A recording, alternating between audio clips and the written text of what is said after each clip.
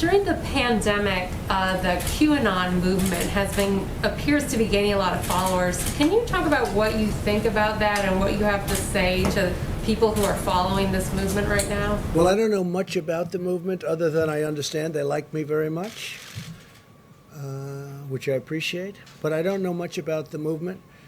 I have heard that it is gaining in popularity, and from what I hear, these are people that when they watch the streets of Portland, when they watch what happened in New York City in just the last 6 or 7 months, but this was starting even 4 years ago when I came here, almost 4 years, can you believe it?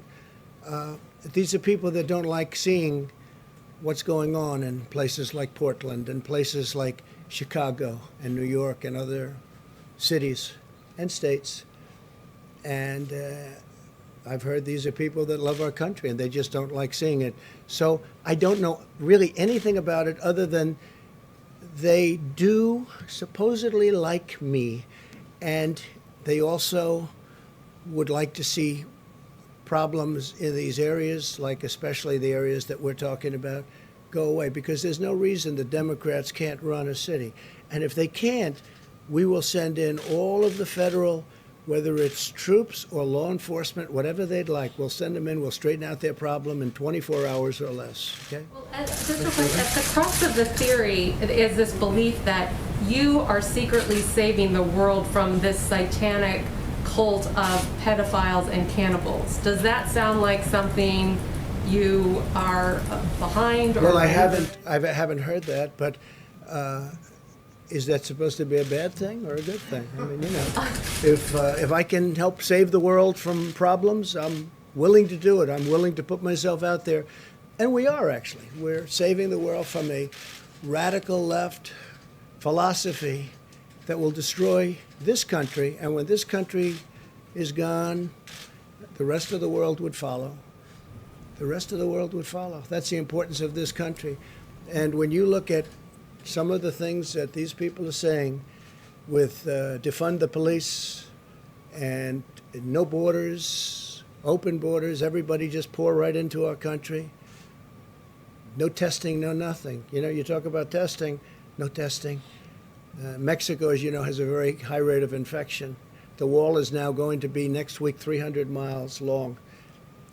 Our numbers are extraordinary on the border.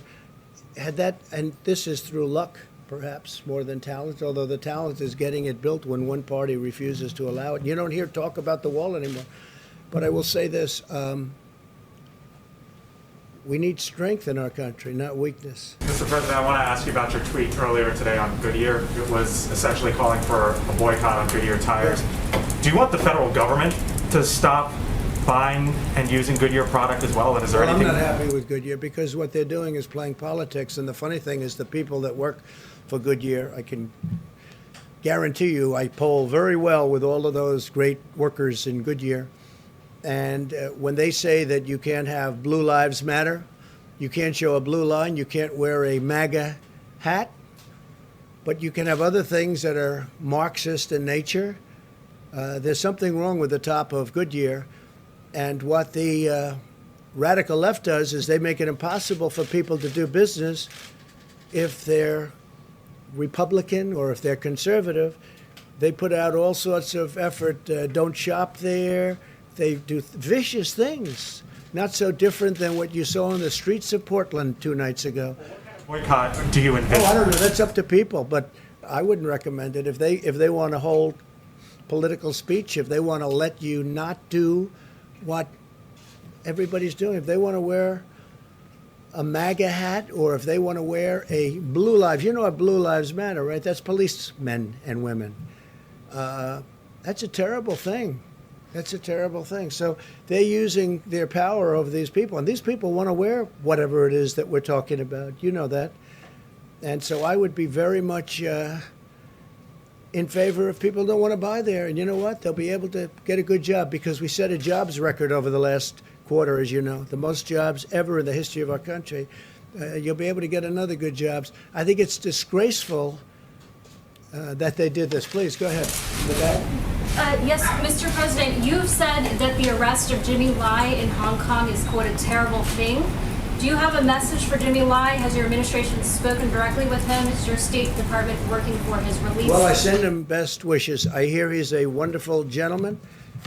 He's certainly a brave man, and I send him best wishes. With that being said, because of that and obviously what happened in Hong Kong, we've taken all of the vast amounts of money that we used to subsidize Hong Kong. We essentially subsidized Hong Kong by giving them all sorts of incentives, and that's what made Hong Kong, the exchange and business in Hong Kong, successful. I've taken it all back.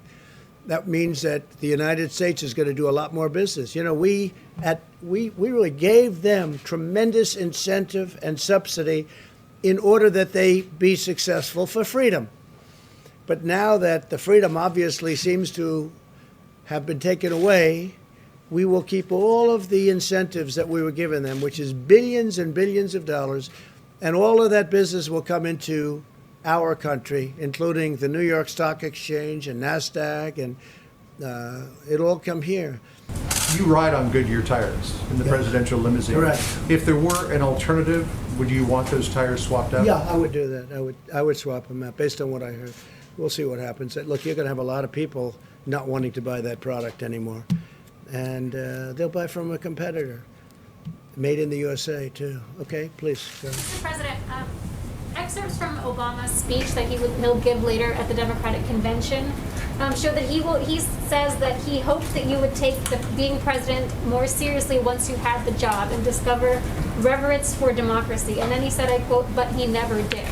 What is your reaction to that? You know, when I listen to that and then I see the horror that he's left us, the stupidity of the transactions that he made.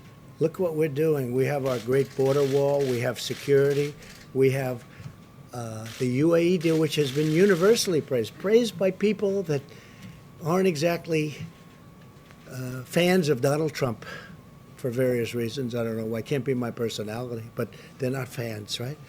And when I look at what we have, and I look at how bad he was, how ineffective a president he was so ineffective, so terrible. Slowest growing recovery in the history, I guess, since 1929 on the economy. Don't forget, until the China virus came in, we had the greatest economy in the history of the world. And now we're doing it again. I'm going to have to do it a second time. We're doing it again. Hard to believe. We're doing very well. You heard the numbers. They're way, way down on the virus. But when you look at the kind of numbers that we're producing on the stock markets, we're almost at the level. In fact, NASDAQ and S&P are higher than they were at their highest point prior to the China virus coming and the plague coming in. Now, President Obama did not do a good job. And the reason I'm here is because of President Obama and Joe Biden. Because if they did a good job, I wouldn't be here. And probably if they did a good job, I wouldn't have even run. I would have been very happy. I enjoyed my previous life very much. But they did such a bad job that I stand before you as president. Thank you all very much. Thank you.